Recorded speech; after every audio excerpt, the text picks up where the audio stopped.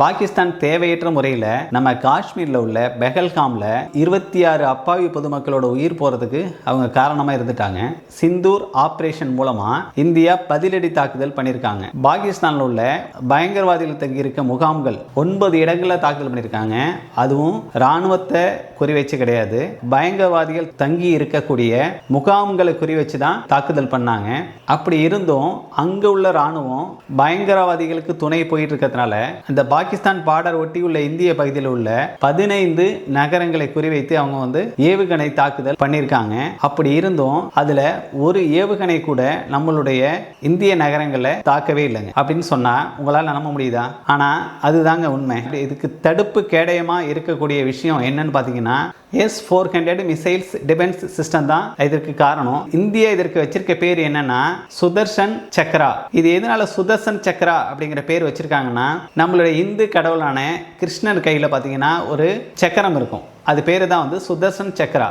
இந்த புராண கதைகளில் பார்த்தீங்கன்னா கிருஷ்ணர் போர் புரியும் போது ஒரு இக்கட்டான சமயங்களில் அந்த சுதர்சன் சக்கராவை அவர் பயன்படுத்துவார். அதே மாதிரி தான் இந்தியாவுக்கு ஒரு இக்கட்டான சுச்சுவேஷன் வரும்போது இந்த S-400 டிஃபென்ஸ் சிஸ்டத்தை இந்தியா கையாளுறாங்க. இந்த இந்தியாவுக்கே தடுப்பு கேடயமாக இருக்கக்கூடிய இந்த S-400 டிஃபென்ஸ் சிஸ்டம் இது யார் உருவாக்குனது அப்படின்னா ரஷ்யாங்க. நம்ம இந்தியாவோட நட்பு நாடான ரஷ்யா தான் இந்த டிஃபென்ஸ் சிஸ்டத்தை உருவாக்குனாங்க. 2018 5 S-400 வாங்குறதுக்கு அவங்க ஒரு ஒப்பந்தம் போடுறாங்க.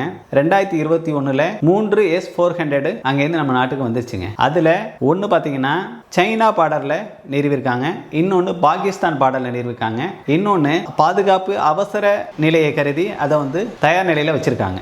இந்த S-400 சிறப்பு அம்சங்கள் என்னன்னு பார்த்துருவோமா?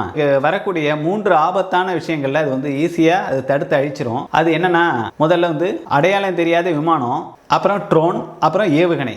இது மூன்றும் நம்மளை நோக்கி தாக்குற மாதிரி வந்துச்சு அப்படின்னா அதுவாகவே இதை கண்டுபிடிச்சி ஏவுகணைகளை அனுப்பி அதை அழிச்சிருங்க. இந்த S-400 3 விதமான அமைப்புகள் இருக்கு. நம்பர் 1 ரேடார் அமைப்பு, 2வது கட்டளை மையம், 3வது ஏவுகணை அமைப்பு. இப்படி 3 விதமா அதை பிரித்து வச்சிருக்காங்க. அந்த முதல்ல உள்ள ரேடார் அமைப்பு என்ன பண்ணும்னா, S-400 அமைக்கப்பட்டுள்ள அந்த இடத்துல இருந்து 600 கிலோமீட்டர் சுற்றளவில் எந்த மாதிரியான ஏவுகணைகள் நம்மளை தாக்க வந்தாலும் அதை கண்டுபிடிக்கிறது இந்த ரேடாரோட வேலைங்க. 2வது கட்டளை மையம். அந்த ரேடார் கண்டுபிடிச்சிரு அப்படின்னு வச்சுங்களேன், அதாவது கண்ட்ரோல் சிஸ்டத்துக்கு அனுப்பிடுவோம். இது என்ன பண்ணும்னா, நம்மளை தாக்கக்கூடிய அந்த ஏவுகணை எவ்வளவு தூரத்தில் இருக்கு, என்ன மாதிரியான மிசைல்ஸ் அதுக்கு அனுப்பி அதை தாக்கணும் அப்படிங்கறதெல்லாம் இந்த இடத்துல கண்ட்ரோல் பண்றாங்க. இதை மேனுவலாவும் கண்ட்ரோல் பண்ணலாம், இல்லைன்னா தானியங்கி ஆட்டோமேட்டிக்காவும் செயல்படுற மாதிரி இதோட அமைப்பு வச்சிருக்காங்க. 3வதா பாத்தீங்கன்னா ஏவுகணை அமைப்பு. இந்த ஏவுகணை அமைப்புல 3 பிரிவுகள் இருக்கு. அதுல ஒன்று 40 கிலோமீட்டர் சுற்றளவுல நம்மளுக்கு வரக்கூடிய ஆபத்துக்களை தடுத்து வானிலையே அழிக்கக்கூடிய ஒரு தன்மையை இந்த ஏவுகணை அமைப்பு பெற்றிருக்கு. 2வது நடுத்தர இலக்கு. இது என்ன பண்ணுதுன்னா 120 கிலோமீட்டர் சுற்றளவுல இருந்து 250 கிலோமீட்டர் சுற்றளவு வரையும் உள்ள நம்மளுக்கு வரக்கூடிய ஆபத்துகளை தடுத்து அதுவும் வானிலை அடிக்கிறதுக்கு பயன்படுது. 3வதா நீண்ட தூர இலக்கு. 400 கிலோமீட்டர் சுற்றளவுல உள்ள நம்மளுக்கு வரக்கூடிய ட்ரோன் ஆகட்டும், விமானமாகட்டும், இல்லை ஏவுகணைகளாகட்டும், எது நம்மளை தாக்க வந்தாலும் அதையும் வானிலையே அடிக்கக்கூடிய வல்லமை பெற்றது 3வது அமைப்பு. இந்த S-400 டிஃபென்ஸ் சிஸ்டம் ஒரு லாரி போன்ற அமைப்பில் அதில் இருக்கிறதுனால இது எந்த இடத்துல தேவைப்படுதோ அங்கே அதை மூவ் பண்ணி ஈஸியாக நம்மளுடைய பாதுகாப்பை உறுதி செய்ய முடியும். சரிங்க, நம்மள்கிட்ட இருக்கக்கூடிய இந்த S-400 மாதிரியான ஒரு பாதுகாப்பு அமைப்பு நம்மள்கிட்ட மட்டும் தான் இருக்கா, பாகிஸ்தான்கிட்ட இல்லையா அப்படின்னு கேட்டீங்கன்னா அவங்கள்ட்டையும் இருக்கு. ஆனா சிறப்பு அம்சங்கள் கொண்ட ஒரு அமைப்பு அவங்கள்ட்ட இல்லைங்க. பாகிஸ்தான்கிட்ட இருக்கக்கூடிய அந்த பாதுகாப்பு அமைப்பு யாருக்கிட்ட இருந்து வாங்கியிருக்காங்க அப்படின்னா சைனா கிட்ட இருந்து. சைனா தயாரிப்பு நம்மளுக்கு எப்படி இருக்கும்னு நம்மளுக்கு ஏற்கனவே நம்மளுக்கு தெரியும்.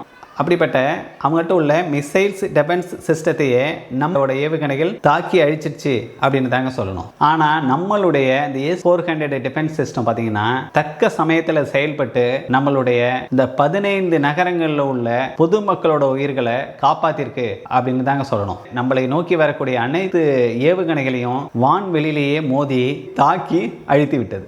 இப்படிப்பட்ட இந்த S-400 டிஃபென்ஸ் சிஸ்டத்தை தயாரித்து நம்ம இந்தியாவிட்ட கொடுத்துருக்க ரஷ்யாவை நம்ம நினைக்கும் போது இந்தியர்களாக இருக்கக்கூடிய நம்மளுக்கு ஒரு பெருமை அப்படின்னு தாங்க சொல்லணும்.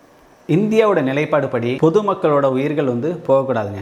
அது இந்தியாவில் உள்ள பொதுமக்களாக இருந்தாலும் சரி, பாகிஸ்தான் பொதுமக்களோட உயிர்களாக இருந்தாலும் போகக்கூடாது, பாதுகாப்பாக இருக்கணும் அப்படிங்கிற நிலைப்பாட்டோட தான் இவங்க வந்து ஒவ்வொரு செயல்பாட்டையும் எடுக்கிறாங்க. ஆனால் அந்த பாகிஸ்தான் என்ன பண்ணுறாங்கன்னா, பாகிஸ்தானோட இராணுவம் ஆகட்டும், பயங்கரவாதிகளாக இருக்கட்டும், அவங்க வந்து இந்தியாவில் உள்ள அப்பாவி பொதுமக்களோட உயிர்களை எடுத்து அவங்களுடைய எதிர்ப்பை தெரிவிக்கிறாங்க. இது தாங்க நம்ம இந்தியாவுக்கும் அந்த பாகிஸ்தானுக்கு உள்ள வித்தியாசம். இனியாவது இந்த பாகிஸ்தான் தீவிரவாதிகளுக்கு துணை போகாம அவங்களுடைய நாட்டை எப்படி வளர்ச்சி பாதையில கொண்டு செல்றது அப்படிங்கறத பத்தி மட்டும் அவங்க செயல்படுத்துறாங்க அப்படின்னா அவங்க நாட்டுக்கு நல்லது. அதை விட்டுட்டு இந்தியாவை அவங்க வந்து சீன்றாங்க அப்படின்னா விளைவுகளை அவங்க சந்திக்க நேரிடும் அப்படிங்கறத நம்மளுடைய இந்திய ராணுவம் செயல்படுத்தி காமிச்சிருக்காங்க. இது மிஸ்டர் தமிழ் கிளிக் சேனல். நான் செந்தில். இந்த வீடியோ உங்களுக்கு பிடிச்சிருந்துச்சு அப்படின்னா இந்த வீடியோவை லைக் பண்ணுங்க, எங்களுடைய இந்த சேனலை சப்ஸ்கிரைப் பண்ணிடுங்க.